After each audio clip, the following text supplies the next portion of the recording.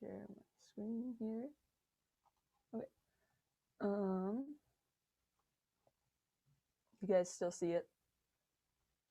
Yeah. Okay, cool. So yeah, this is workshop for private and out-of-state college.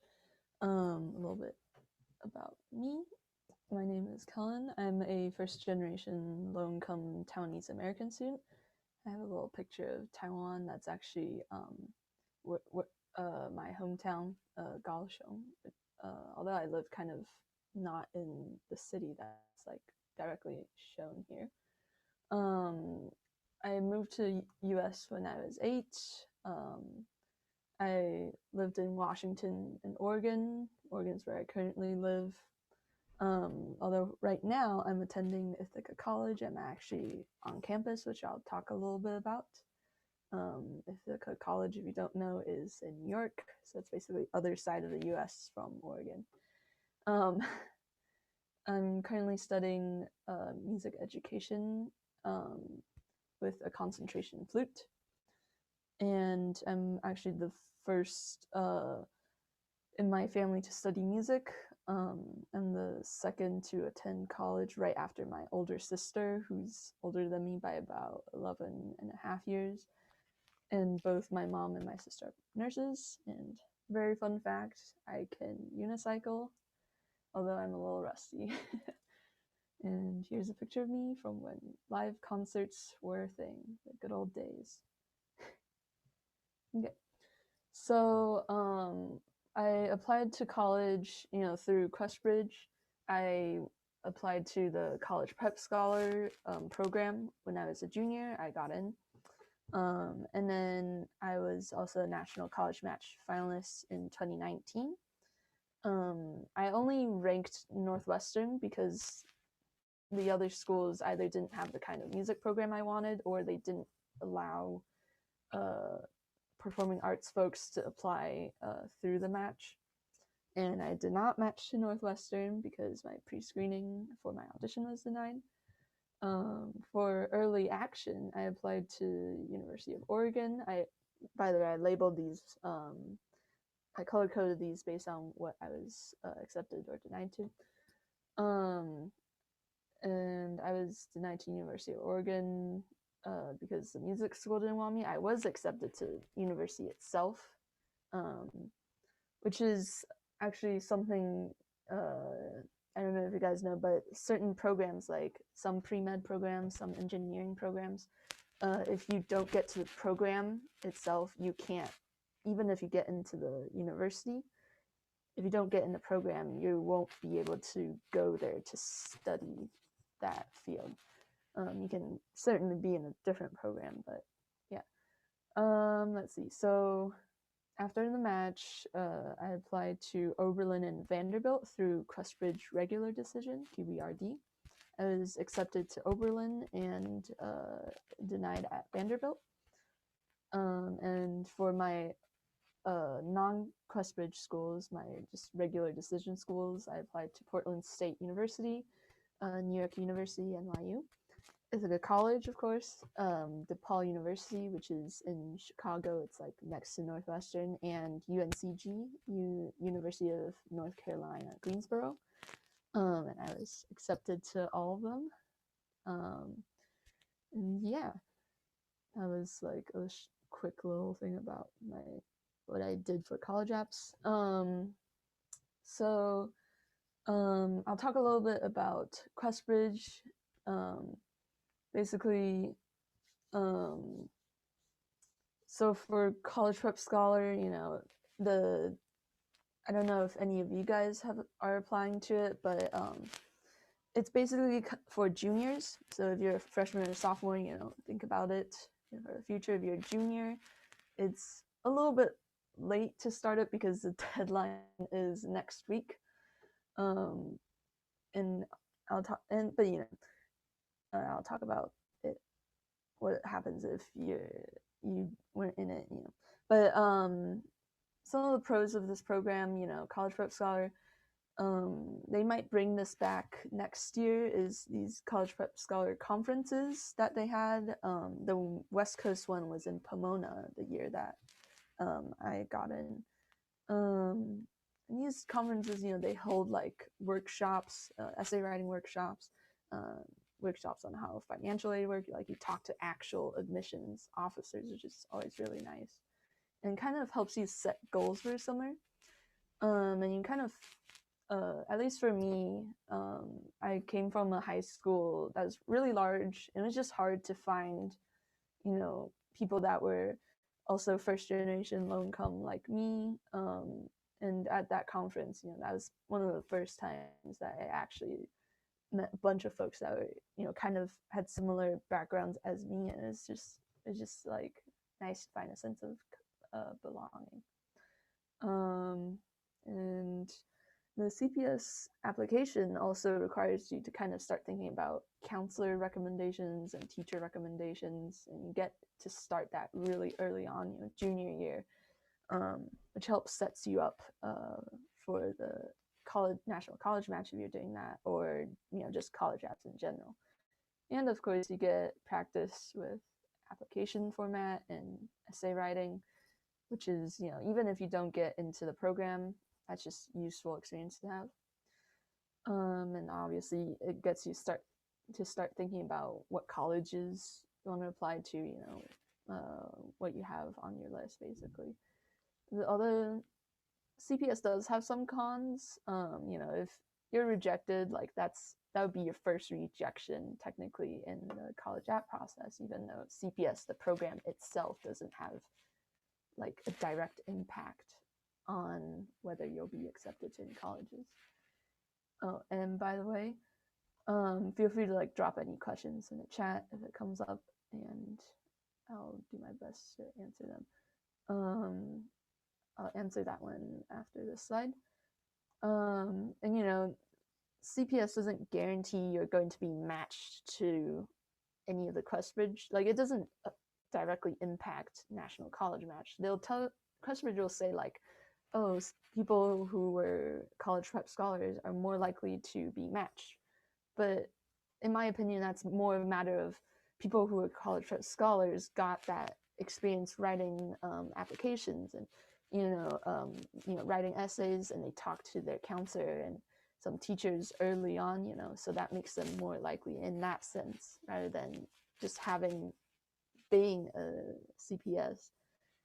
That doesn't directly mean you'll be matched, because I was not matched and I was a CPS, and I know a ton of people who were not college prep scholars and they did match.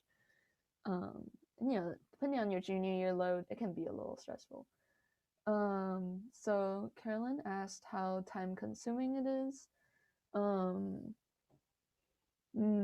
It kind of depends on where you start off with your essay writing skills, and whether you already have, if you need your counselor, or whether you already have talked to some teachers about recommendation letters. I wouldn't say it's super time consuming, but you definitely don't want to wait till like a week before the deadline to start doing it, because your essays probably will not turn out the way you want them to, and B, your recommenders will have a very short amount of time to get the rec letters in. Sorry. The requirements for applying. I will. Let's see. I'm gonna attempt to. You can check it out on the Questbridge website. I believe that's their website. It might be. Yeah, I think it's .org. They do have like a page with all of the requirements, but basically it's like a character from this year. It was a character rec, a counselor recommendation, some basic financial information like income, things like that. And I believe there's a couple essay questions. Yeah, that's pretty much it.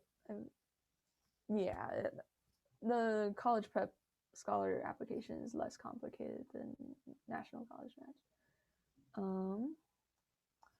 Oops. And yeah, this is the timeline for the National College match for this year. They're going to have different dates for next year. But basically, late summer, roughly August-ish, they open up applications. September, you submit the initial application that determines whether or not you'll be a finalist. And then finalists, get notified October. And there's additional requirements that you may have to submit depending on what schools you rank as a finalist. And then December 1st, you find out if you were matched to any of your colleges. And, if you're matched, you can try for Questbridge regular decision. Basically, they take the application that you submitted way back in September, and you can send those to other Questbridge partners, including some of the ones that you ranked or the ones that you didn't rank. Let's see.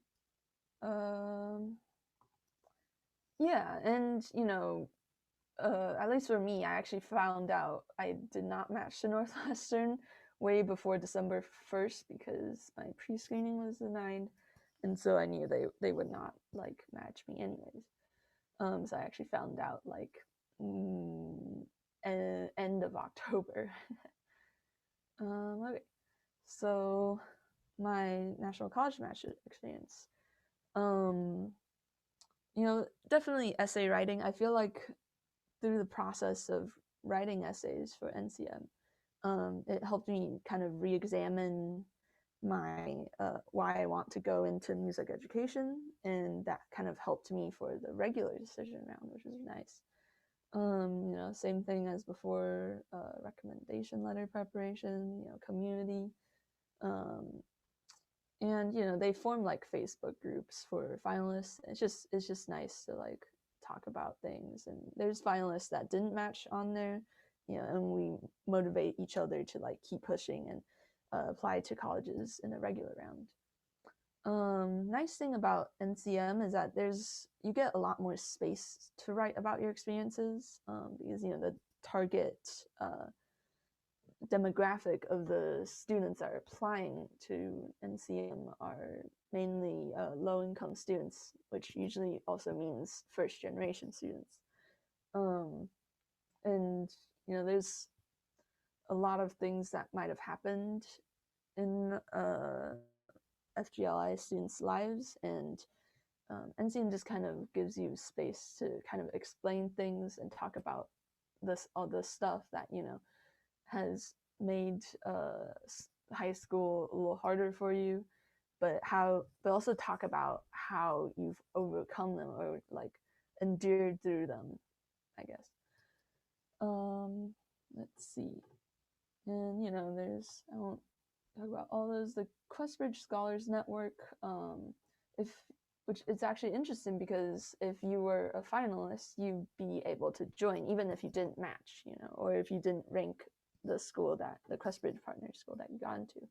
It's just a community of low-income students at each of the Questbridge partners, and I know they do fun little socials, and they sometimes even have schools will have special grants for Questbridge scholars.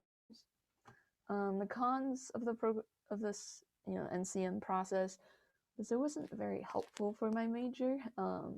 I wasn't able to rank a lot of the schools because they just did not take certain majors through the match.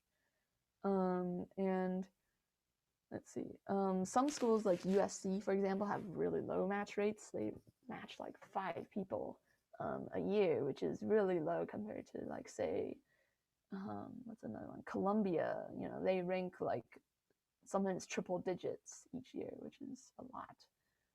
And if you're applying to NCM, chances are you're going to be low income, and you're probably going to get a full ride from Questbridge partners regardless. So I'd say this NCM is more about having that space to explain yourself to colleges, and just trying to get into the college itself rather than focusing on like, you know, getting you a full ride, because you're probably going to get that anyway if you get into that any of the partners. And you know, it's very stressful, like September through November. And if you weren't matched, you'll basically be working on college apps from August through January or beyond. For me, you know, that's what happened, and it was really just really stressful, especially because, you know, juggling senior year workload and college apps and auditions, and you know, just I had personally I had a lot of stuff going on. But yeah. Let's see. I'm gonna check the chat. Does anybody have any questions about Questbridge at all? Yeah, and recommend you guys check out the website. You know, just to at least see the program, get an idea of the process. You know, if you're a sophomore, especially, you know, start thinking about college prep scholar, because even if you don't get it, it's still really good essay writing experience like early on, and that can help give you an edge like in your senior year. Okay, so to the main meat of this workshop, why out-of-state schools, and also another topic is why did I choose to go to Ithaca College? So if you recall back when I was talking about what schools I applied to, regular decision, after I got, you know, all my acceptance letters, it kind of boiled down to my top three was Portland State University, Ithaca College, and NYU. NYU I cut off because and then they gave me the Steinhardt School gave me a big scholarship.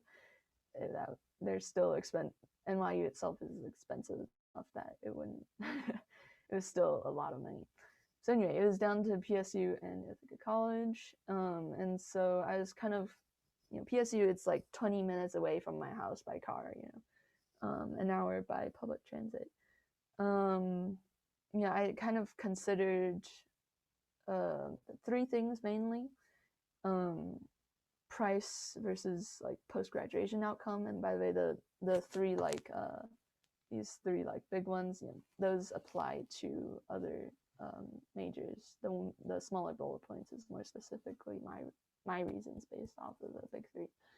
I looked at, you know, the price versus the post-graduation outcome. You know, the Ithaca Music Ed program has 100% job placement rate in the music field after graduation, which is, if you know like the music field, that's like an insanely high like job placement rate. And you know, the East Coast has more openings and fundings for performing arts compared to Oregon. So you know, just more openings in general, which is especially for me, you know, as like non-binary Asian American, like I know I'm already going to have a little disadvantage just based on, you know, my identity and stuff, because music is a very white dominated field. And let's see, the next one, networking. You know, the music program here is really large, and schools, like, you know, core part of college, there's a lot of opportunities, and most importantly, you know, when I auditioned, I talked to the professors and the students, and they all really connected. The faculty, you know, had visions for the field of music education that resonated with me. You know, they, like, I talked to them and I was like, you know, they're the kind of people I want to learn from. And you know, swap the word music out with whatever your field of study is, or the field you're interested in studying, and you know, that basically gets you an idea of why I wanted to go to Ithaca, and you know, why you might want to go to whatever school that you're considering. Let's see. So a little bit about financial aid for out of state. And by the way, these are generalizations. And you guys are in California, right? Yeah, I Yeah. believe. Yeah, you guys are in California. So in general, out of state price is higher, but there's just more aid available. And in-state, depending on the state, can be pricier, and also depends on the specific in-state school. I know for California, you guys have like, if you go to a community college, you can basically go there for free and then transfer to like a UC, pretty much guaranteed. So that's like a really good option. Um, let's see. But if say you're going to an in-state school that's private, that you might basically get the same kind of aid as you would if you were going to that same school from out of state. So then it's like kind of weighing um, other things aside from finances. So very important thing to mention is, a lot of schools like Questbridge Partners will say they meet 100% of demonstrated need. So 100% demonstrated need is calculated by subtracting your expected family contribution, your EFC, from the cost of attendance. That means if you have EFC of 0, like I do, the school will say that they'll pay the entire cost of attendance. So that means your need will be covered by institutional scholarships, grants, work study, and loans. It's important when you're researching schools to see whether they fill that need. If loans is a part of filling that need, some schools will say, "Oh, we'll fill 100% need," and then give you like on your financial aid package, you'll say, "Oh, but you need to like get 20,000 in loans," which is not a good option. And even better is if you don't have to do any work study, like they won't put work study in your financial aid. That's like the best possible scenario. No work study, no loans, just scholarships and grants. And yeah, I already mentioned this last one. Private out-of-state schools tend to give more aid to out-of-state students than public out-of-state. Like I applied to UNCG, which is a state school, and they did not give me a lot of aid. Yeah, let me check. Yeah, if you guys have any questions, like drop them in the chat. So some things to consider, I guess, ultimately when you're looking at schools, out of state. Like, is the post-graduation job placement good? If the immediate like financial aid stuff is comparable, or it's not like too absurd, being able to get a job in the field you want immediately might be worth having some loans, and obviously not too much loans, but a little bit of loans. You can pay that off like if you're able to just get a stable job immediately. And also consider like if you're going to grad school, if grad school is a lot of money, and if you try to apply your senior year of college and then you don't get in and you have to wait a year, that's gonna really throw you off, especially if you took out loans. And also, for some fields like medicine or law, it doesn't quite matter where you go for undergrad, as long as you go to a program that's a good fit for you and you're able to succeed and stuff. You can. The goal is more to minimize the amount of debt you have going into grad school, because you will have some debt coming out of grad school. Look at scholarships for current students, because as senior college, high school seniors, there's a lot of scholarships for high school seniors, but there, at least in my opinion, there's less scholarships for college students, current college students. outside scholarships, by the way. So it's important to look at what the college itself is offering for current students, how they're supporting them. And also think about like study abroad, some schools, like NYU, for example, they do have really good study abroad programs, and they give a lot of aid for that. Whereas I know Ithaca does not have very good study abroad. It's a private liberal arts college, so those tend to not have very great study abroad compared to larger universities. And always like appeal your financial aid package. This is for seniors mainly, like appeal your package, even if you think like, oh, I guess like if I stretch my budget a little bit or work a little more over summer, don't settle for that. Just appeal it. Oftentimes they'll have extra money after they hear back from accepted students. Some people deny it, and then that frees up some money. And also think about hidden costs like laundry, activity fees, gym fees. If you have to basically get your own food on weekends, things like that.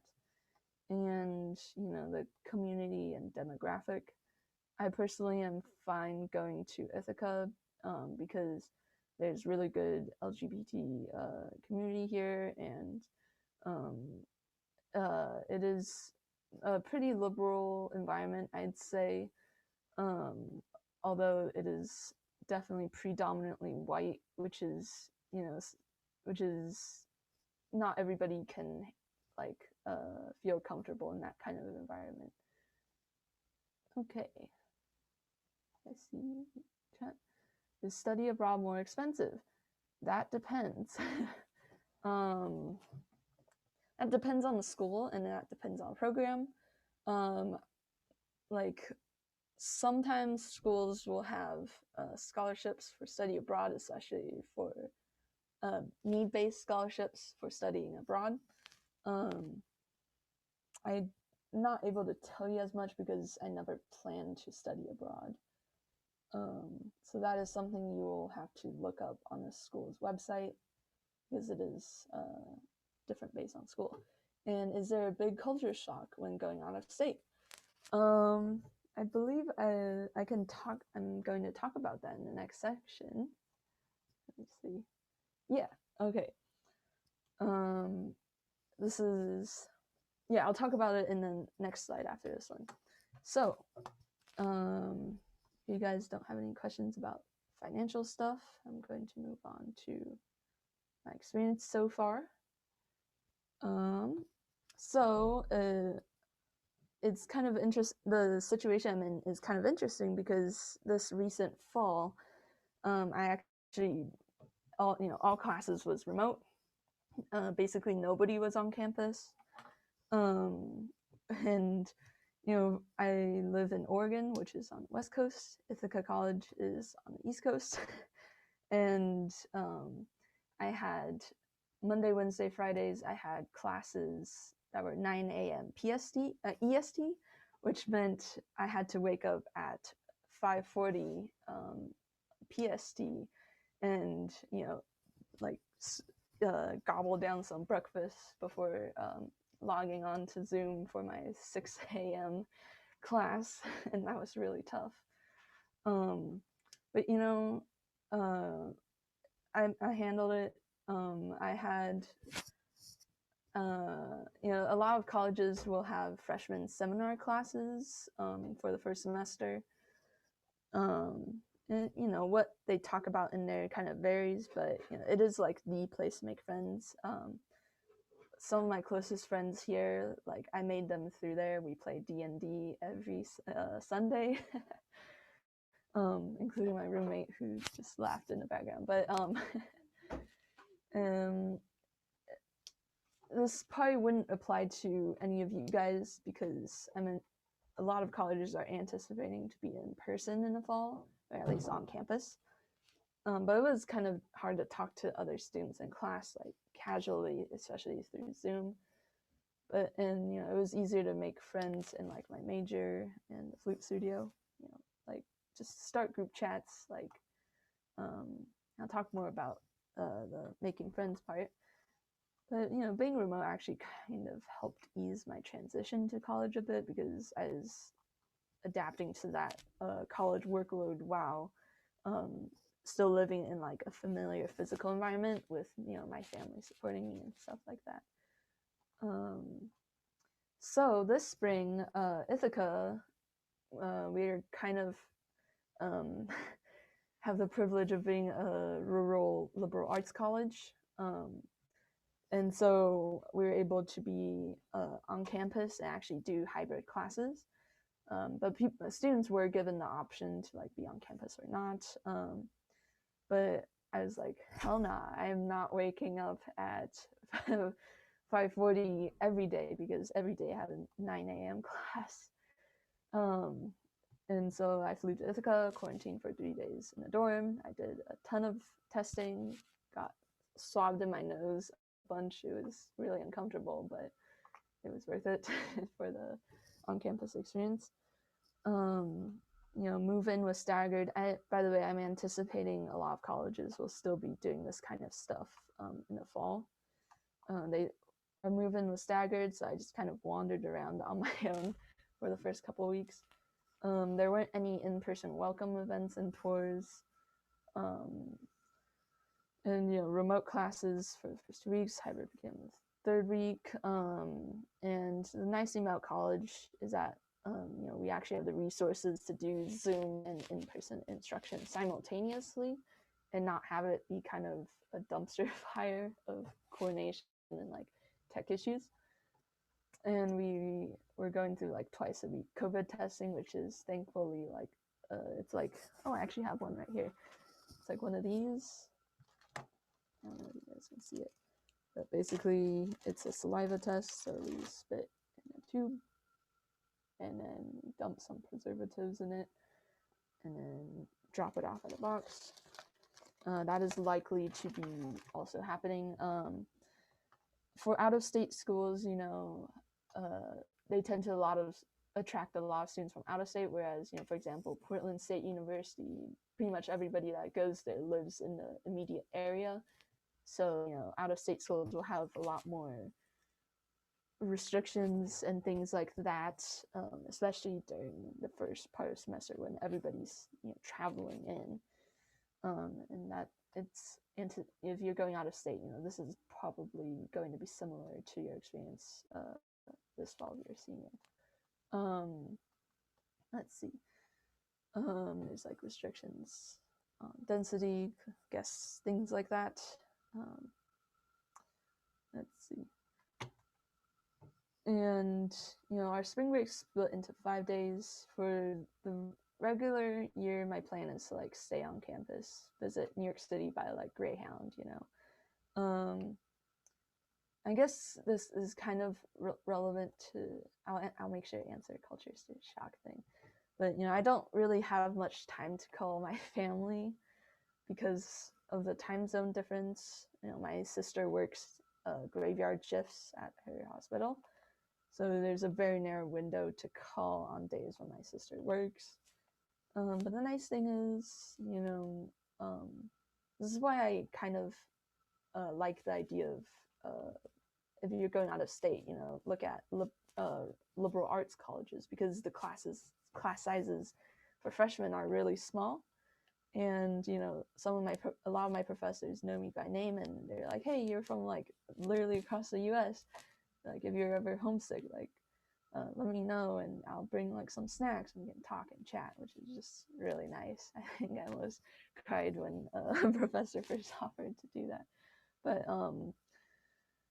yeah, like it was kind of a culture shock, because my high school was majority people of color, and there were a lot of Asians at my high school. And here at Ithaca, I think it's like a very tiny amount of the colleges are people of color. It's majority white, majority upper or upper middle class. There's people I've met that don't know what FAFSA is. which is like a crazy concept. I wish that I was able to not know what FAFSA is, but yeah, you know, part of adjusting to that, I guess, is just finding your group of people, you know, that are nice and you know, supportive, not toxic, for example. Because you know, when you're a freshman, like like it's a new environment for everybody, and everybody just wants to make friends and have a good time, basically. So you know, reach out to people, say hello to people if you recognize them from like a class and you're like out in the dining hall walking around, and befriend people that's in your major and outside of your major, slash school,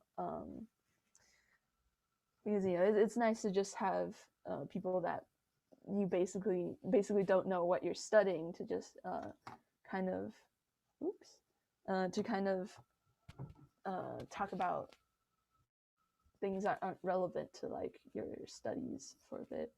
And um, you know, having a roommate kind of helped me, at least. I'm very good friends with my roommate, and you know, it's nice to just wake up and then like you know have somebody to go get breakfast with.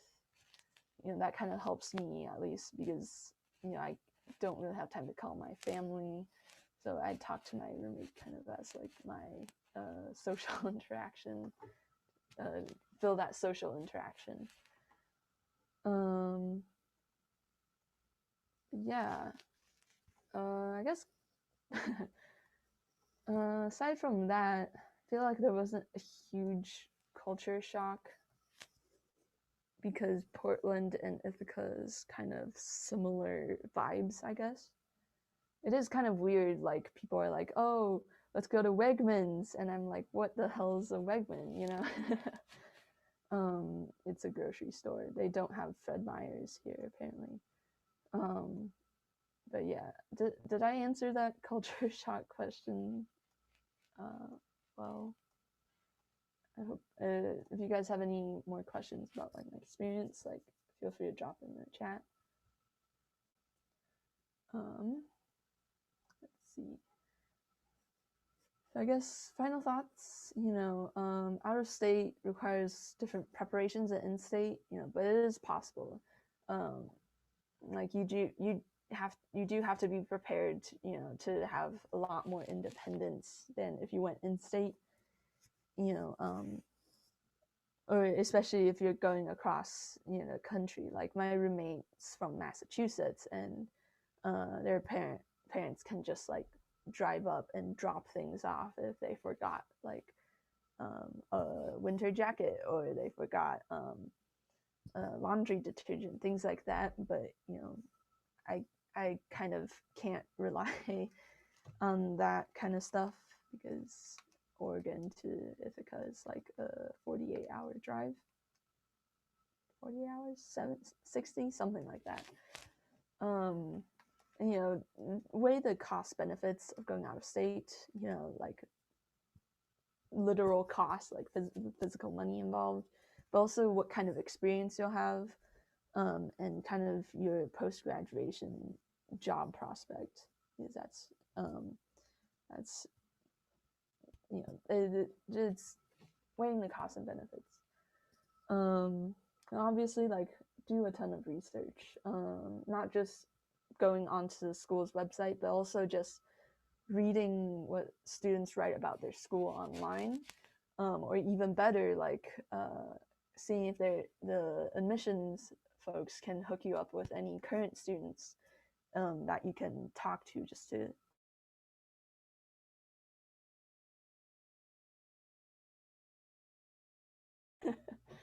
and like most important, you know, college is, you know, just the beginning of your career. Like your path can go anywhere. Don't worry so much, like, you know, when you're 40 or 50, you nor the people you're working with, they're not going to care like, oh, you went to so and so school. What they care most about is what you learned in college and how you use that to succeed after college. And you know, it's like you can succeed regardless of where you go. That's kind of my main thing that I wanted to impart today. Did you guys have any questions?